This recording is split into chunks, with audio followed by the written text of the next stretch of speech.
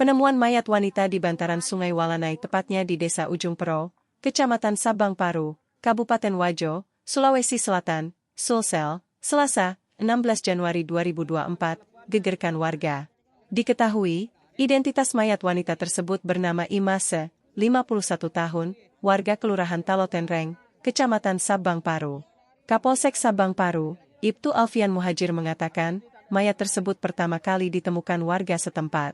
Kemudian, tim gabungan dari Polsek dan Koramil Sabang Paru serta BPBD, Damkar, PMI Wajo telah membawa jenazah ke RSUD Lamadu Keleng, Sengkang. Dalam peristiwa ini, pihak keluarga menolak untuk dilakukan otopsi. Sehingga keluarga korban dan pihak rumah sakit berkoordinasi terkait penyerahan jenazah dan proses pemakamannya. Pengakuan keluarga korban. Zainuddin, keluarga korban tenggelam di Sungai Walanai Wajo menyebut Imase, 51 tahun, meninggalkan rumah sejak Sabtu 13 Januari 2024 pukul 20 WITA.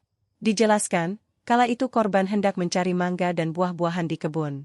Iya, kebiasaan memang cari mangga di kebun, kadang 2 hari baru pulang, ujarnya. Tidak hanya itu, Imase, 51 tahun, korban tenggelam memiliki gangguan jiwa. Awalnya keluarga sempat tak menghiraukan korban, sebab kebiasaan meninggalkan rumah. Awalnya tidak kami hiraukan, tapi di hari ketiga sudah tidak ada kabarnya dan tidak kembali ke rumah. Makanya kami lapor ke polisi, tuturnya. Prosesi pemakam turut disaksikan keluarga, kerabat dan warga setempat sekira pukul 19 WITA. Camat Sabang Paru, Andi Muhammad Subhan Amin bersama Kapolsek, Ibtu Alfian Muhajir menyaksikan pemakaman korban. Lokasi pemakaman tidak jauh dari rumah korban, Jalan Poros Wajo Sopeng, Kelurahan Talotenreng, Kecamatan Sabang Paru. Penemuan mayat tadi, Pak. Ya, baik. Kami dari Polsek Sabang Paru mendapatkan informasi tadi pagi sekitar jam 9 bahwa ada mayat yang ikut arus daripada Sungai Walanai, jadi tepatnya itu di Desa Ujung Pero. Ya, terus setelah ini Pak, setelah mendapat laporan, apa tindak selanjutnya Pak? Ya, kami langsung ke TKP dan menghubungi rekan dari Koramil. Setelah tiba di sana, kami juga menghubungi dari tim BPBD untuk melakukan evakuasi. Setelah itu Pak, apakah langsung dibawa ke rumah duka atau bagaimana Pak? Ya, setelah kami tiba di sana, kita lakukan evakuasi. Kemudian kita lakukan kita bawa ke rumah sakit Madukala untuk kita lakukan pemeriksaan atau tindakan medis, begitu juga dengan identifikasi. Setelah di rumah sakit Pak, apakah langsung ada keluarga atau bagaimana Pak? Belum, karena kan ini wajah korban ini tidak begitu nampak sehingga tidak ada yang mengenali. Makanya kami juga melakukan langkah-langkah melalui media sosial untuk pencarian pihak keluarga dengan men-share foto yang kami dapatkan. Terus langkah selanjutnya ini Pak, setelah itu bagaimana korban jenazah?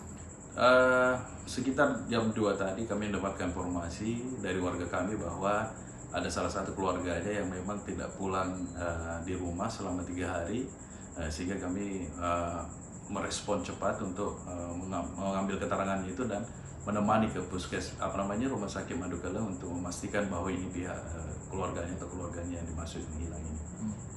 Iya, apa betul Pak informasi yang kami terima juga bahwa korban atau orang tenggelam itu mengalami gangguan jiwa Pak atau bagaimana? Ya benar, ini menurut keterangan dari paman korban Pak Zainuddin bahwa memang riwayat kesehatan daripada perempuan Imase ini adalah mengalami gangguan kejiwaan. Ya, setelah kami dari rumah sakit Madukeleng, selanjutnya kami bersama Muspika Kecamatan Sabang Baru melayak ke rumah duka, langsung ke perkuburan yang tepatnya di lingkungan Sumpek, Kelurahan Talotenreng.